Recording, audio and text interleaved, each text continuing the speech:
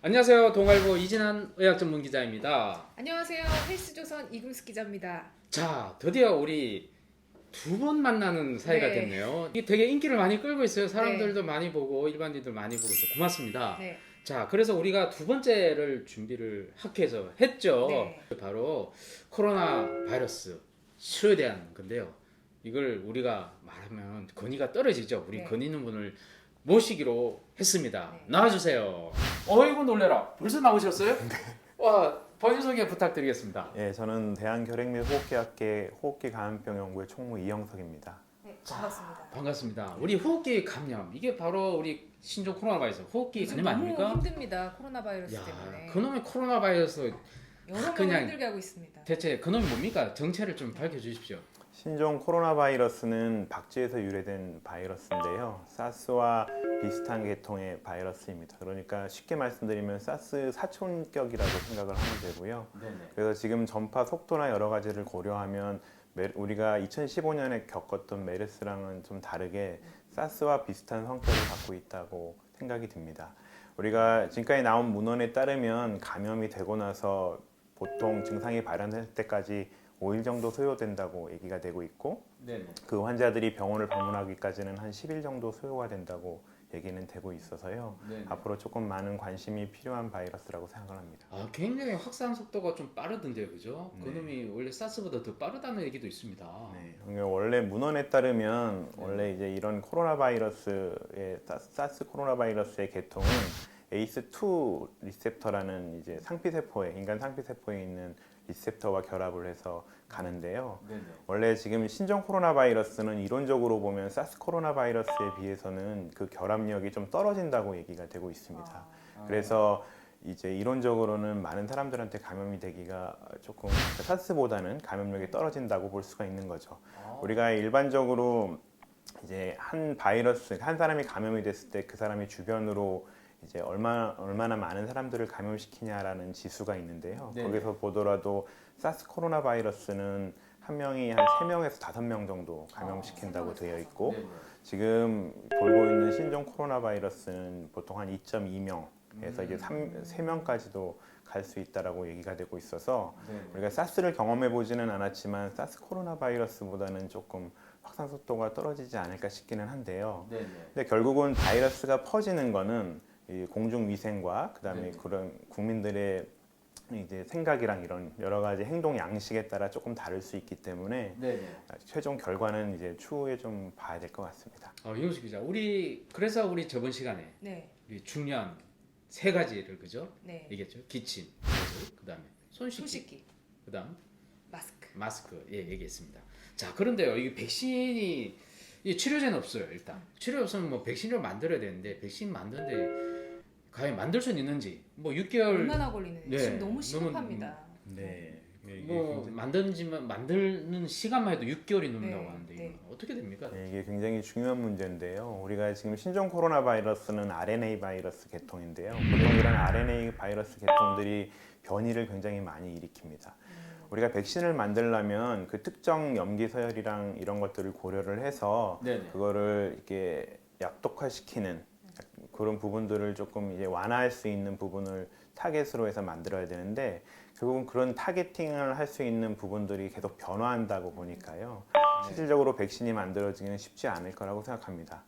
우리가 2015년에 메르스를 심하게 겪고 나서 이제 그 메르스에 대한 백신을 개발을 해보려고 노력을 하고는 있지만 여전히 지금까지 백신이 개발됐다는 소식은 없거든요. 그러다 보면 맞아요. 그때도 뭐 백신 백신 곧 나올 개발한다고 것처럼 네, 얘기를 맞습니다. 했었어요. 네. 그래서 이제 신종 코로나 바이러스도 비슷하게 백신이 만들어지기 때까지는 굉장히 시간이 많이 걸릴 것 같고 네네. 그 다음에 만든다고 해도 이번 사태 때 쓸 수 있는 백신은 없을 거라고 생각을 합니다. 네, 굉장히 좀 안타까운 소식이고 안타까운 이게 소식이네요. RNA 바이러스이기 때문에 백신을 네. 만들기 힘들다. 그렇다고 하면 결국에는 이제 그 감염된 사람이 면역력으로 이겨내야 되는데 네네. 바이러스는 도대체 언제 소멸이 되는 건지. 시갈에서 소멸되는 것도 있죠. 우리가 아니면 신종플루처럼 무한정 증식하면 증식하다 어떻게 갑자기 되는 건지. 소멸돼서 사라졌는데 음. 과연 이놈이 그런 놈인지. 일반적인 바이러스는 춥고 건조한 기후에서 굉장히 오랫동안 생존한다고 되어 있습니다. 우리가 기침을 하게 되면 비말로 이제 환경을 오염시키게 되는데 그렇게 나와 있는 여러 가지 바이러스들이 이제 건조한 기후가 되거나 차가운 기후에서는 굉장히 오래 생존하게 돼서 그게 또 다른 사람한테 전염이 될 수가 있는 거죠. 결국은 바이러스는 다른 사람한테 전염이 되지 않는다라고 하면 종결이 된다고 보는 겁니다.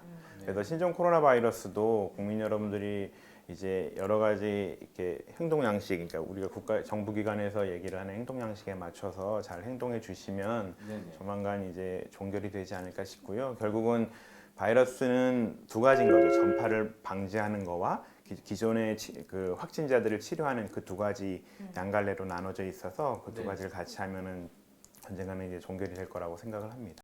자, 많은 분들이 약이 없다, 또 백신도 없다. 그래가지고 실망할 필요는 없는 거 아닙니까? 왜냐하면 지금 나와 있는 항바이러스 제제가 몇 가지 더 있고 실제로 뭐 시도되고 있다라는 얘기까지 들었고요. 에이즈 그래서- 치료제 네, 이런 에이즈 것들도 치료제. 아유, 무서워. 시도가 이거 지금- 됐다고 하더라고요. 네, 대부분 바이러스 질환은 몸에 들어가게 되면 면역 반응에 의해서 항원 항체가 생기게 되고요. 그 항체에 의해서 치료가 된다고 생각을 합니다. 그래서 대증 치료만 하면 대부분 치료가 되는데요.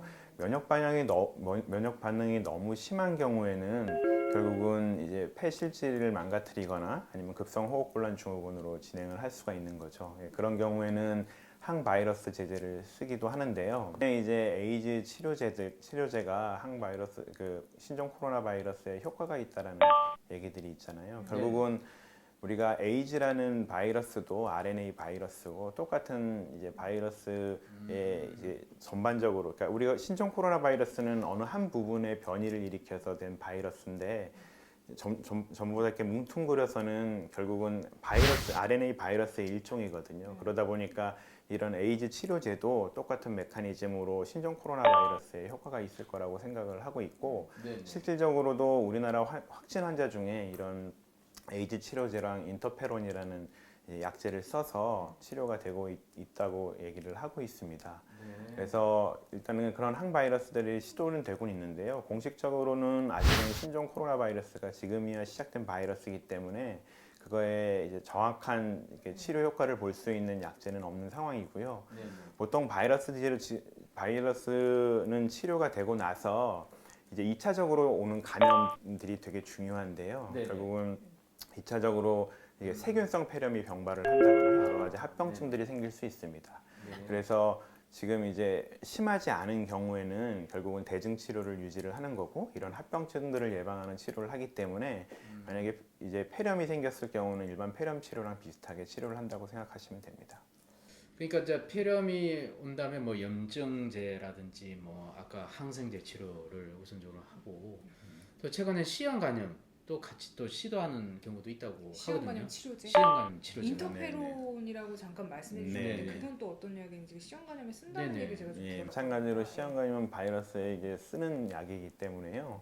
이게 하나의 약제가 정확하게 딱 그 병의 치료의 효과를 보여주지 않을 거라고 예상을 하고 있기 때문에 인터페론은 인터페론 단독으로 쓰지 않고 다른 이제 HIV, 그러니까 에이즈 치료제랑 같이 병합해서 치료를 하게 돼 있고, 그러니까 여러 가지 시도들이 있는 겁니다. 아직 이게 어떤 치료가 좀 더 효과적인지에 대한 얘기는 없어서 이런 시도도 해보고 저런 시도도 해보고 있는 근데 그 상황이라고 생각합니다. 시도도 이제 조기에 이제 그 첫 환자 이게 초기에 이제 시도를 많이 하는 것 같더라고요.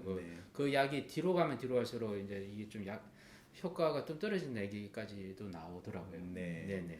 모든 바이러스 치료들은 증상이 발현하고 가능하면 48시간 이내에 치료를 시작을 해야 효과가 있는 거라고 얘기가 되고 있고요. 네. 시간이 지나면 지날수록 효과는 좀 떨어질 수 있어서 결국은 이제 가능하면 빨리 환자를 발견을 하고 치료를 하는 게 굉장히 중요할 것 같습니다. 여기서 좀 한 가지 제가 또 궁금한 점이 있는데 네. 그 신종 그 코로나 바이러스 감염자 중에서 대부분의 사망자가 이제 중국 우한에서 많이 나왔잖아요. 네. 그쪽 같은 경우에는 이런 치료들이 제대로 안 이루어져서 뭐 그런 거라고 볼 수 있는 거예요. 네, 그럴 수 있을 것 같습니다. 지금 보면 지금 전 세계 사망자 중에 99.9% 정도가 이제 중국에서 발생을 했고 몇 군데는 또 다른 나라에서 발생을 했고 우리나라에는 아직은 명확하지는 않은 것 같은데요.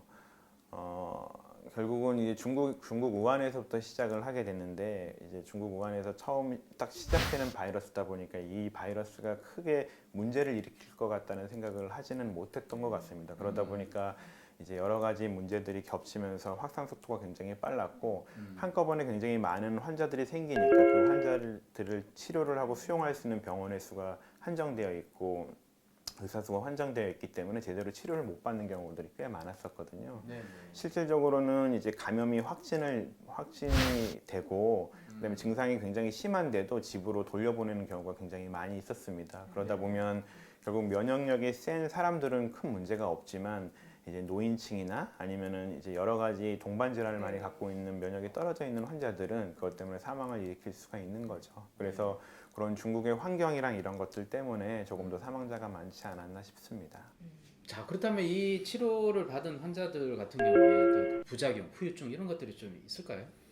보통은 이제 바이러스 폐렴 자체로 생기는 경우는 우리가 메르스 때 좀 경험을 해봤었는데요.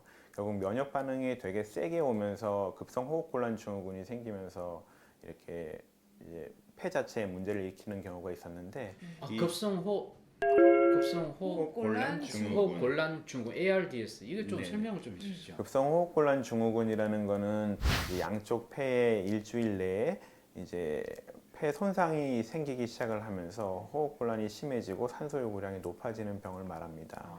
결국은 그거는 이제 후유증을 남길 수밖에 없는데요. 우리가 지금까지 나와 있는 문헌에 따르면 신종 코로나 바이러스는 처음 증상 자체가 그렇게 심하진 않았고, 그다음에 엑스레이에서 이제 폐 경화가 딱 보여서 폐렴을 이렇게 보이지만 그게 시간이 지나면 스스로 이렇게 없어지는 양식으로 굉장히 경증으로 진행되는 경우가 굉장히 많았었거든요. 그렇기 때문에 이 신종 코로나 바이러스 자체로 이제 급성 호흡곤란 증후군이 오고 나빠질 가능성은 좀 떨어진다고 보고요. 대신에 아침에 서두에서 말씀을 드렸지만 바이러스 질환이 있고 나면 그 이후에 합병증으로 세균성 폐렴이 생길 수 있습니다. 그런 세균성 폐렴이 생기게 되면 그 세균성 폐렴으로 인해서 폐렴에 의한 폐혈증도 생길 수 있고 급성 호흡곤란 증후군도 생길 수 있거든요. 그래서 이런 2차 합병증 때문에 폐 실질이 손상을 되고 후유증이 생길 수는 있습니다. 그래서 이제 이런 환자들에 대해서는 면밀한 경과 관찰이 굉장히 중요한 거죠. 그래서 그 최근에 논문 나온 거 보면 워킹 뉴모니아 해가지고 본인이 증상을 못 느낄 정도의 어떤 약한 폐렴 때문에 막 걸어다니도 크게 문제가 안 되는 그런 사람을 지칭해서 워킹 뉴모니아라는 용어가 나왔던 거군요. 네네. 그리고 요즘에 이제 무증상 확진자 아니면 무증상인데 병이 있는 환자들에 대한 이제 근심 걱정이 굉장히 많은데요. 우리가 이제 잠복기와 잠재 기간이라는 게 있습니다. 이게 용어가 조금 다른데 그냥 그걸 우리 언론에서는 뭉뚱그려서 다 잠복기라고 그러거든요. 그러니까 잠복기라는 거는 이제 감염이 되고 나서 증상이 발현할 때까지의 시간을 말을 하는 거고요. 잠재 기간이라는 거는 감염이 되고 나서 남에게 전염이 되기 시작할 때까지의 시간을 말을 합니다. 보통은 잠재 기간이 잠복기보다는 긴 거죠. 보통 바이러스 디지는 그렇기 때문에 증상이 나타나고 나서 남에게 전염이 되는 겁니다.